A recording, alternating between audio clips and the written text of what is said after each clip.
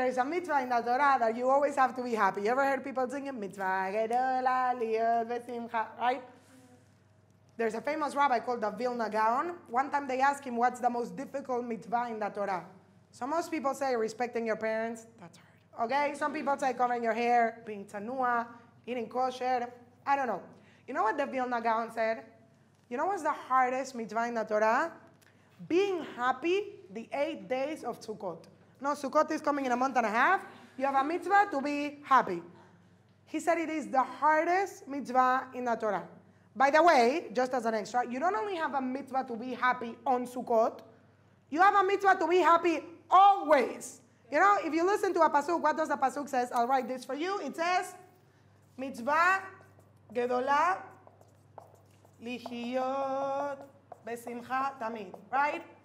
It is a very big mitzvah to be happy always. This is the key word. What does always means? What is always, guys? Always. By the way, you ever thought about what this means? Always means even when someone is sick, even when someone, does this include even when someone dies?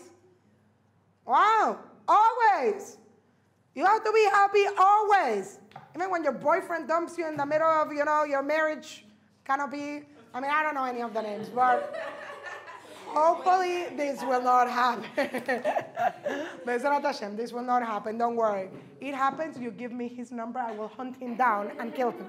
He will regret the day he did this. You understand? I'm like very good at tackling people. Okay? I feel like all of YouTube must be scared of me right now because in half of my classes I let people know how I am good at fighting. You understand? Okay. I was just listening to one of my classes yesterday. It was so funny. Oh my God. I was like, yeah, this is why I wake up in the morning in such a happy mood because it says you should wake up like a lion to a service of God and everything. And I'm like, yeah, I roar at my husband. I'm saying this out loud. I'm saying this out loud now too. Okay, moving on. I'm very funny. What can I say? Okay, so the point is, right, you have to be happy always. I really stopped and I said, God, sorry, this is impossible. By the way, I want you to really understand this. You have to be happy at the same time as bar minam, it shouldn't happen to us, but like at the same time you're sitting shiva for someone you love. You understand? Because always includes every single second of your life. Now, by the way, how can I be happy and sit shiva at the same time?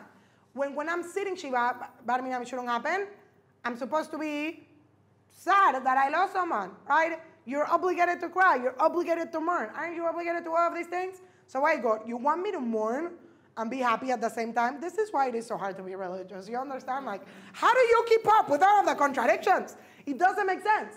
So then, first of all, I'm not going to teach you a whole class on happiness because I don't have time. But first of all, let me give you a real definition for happiness. People think being happy is like ha ha ha, hi hi hi. No. Happiness, simcha in Hebrew, it means a state of contentment. It means a state of acceptance. You know?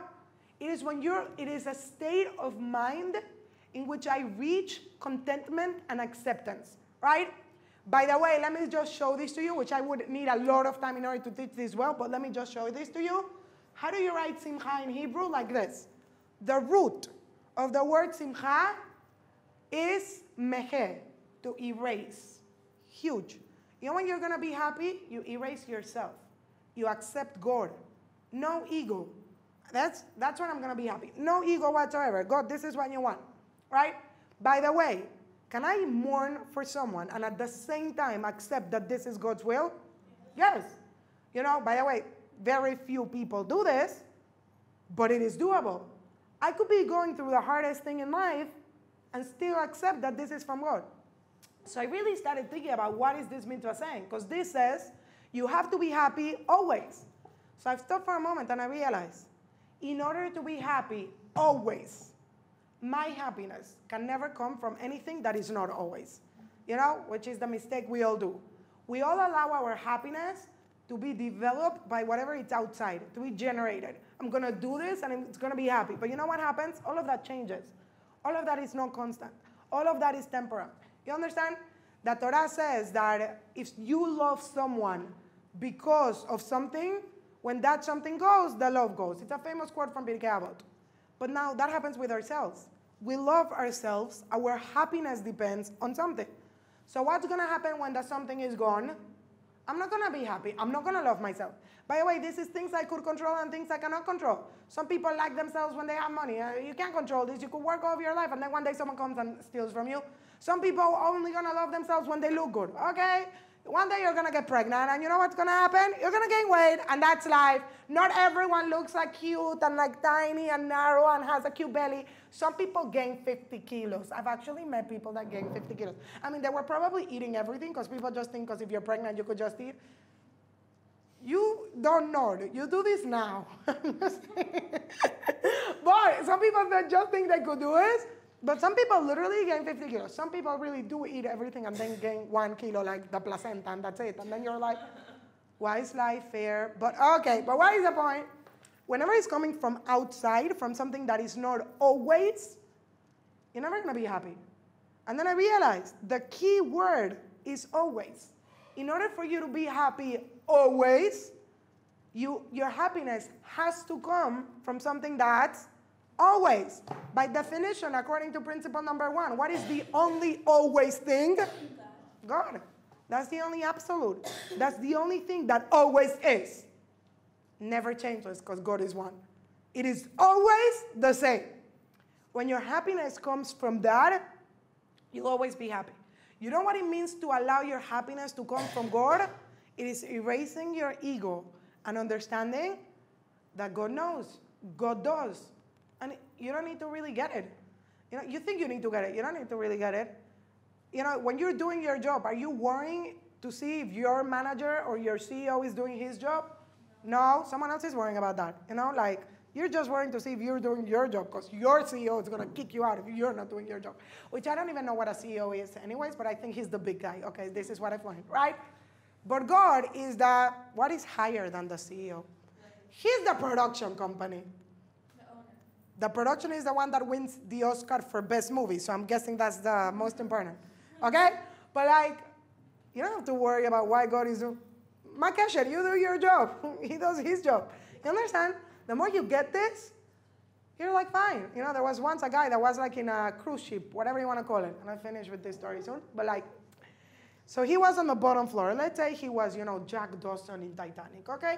So there was Rose. She went to a bathroom, and the bathroom wasn't working. So what did she do? She took her bathroom stuff, and she threw it outside her window. Was number 2, okay? So it falls on top of Jack's head.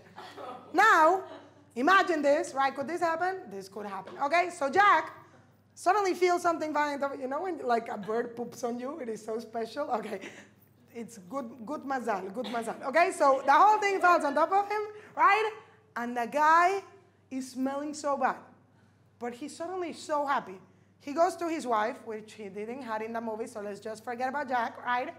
And he tells her, I am so happy. So she says, you smell like poop. Why are you so happy?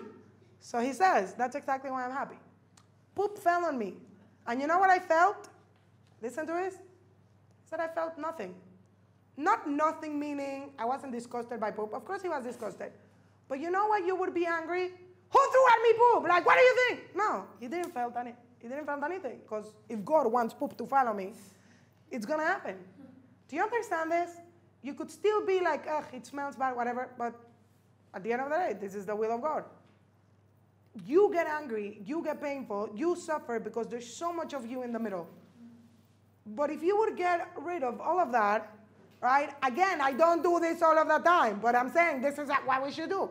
If you would get rid of all of that, you would just be in a constant state of happiness. Because happiness is acceptance and contentment. There's God. This is what he wants. That's it. You understand?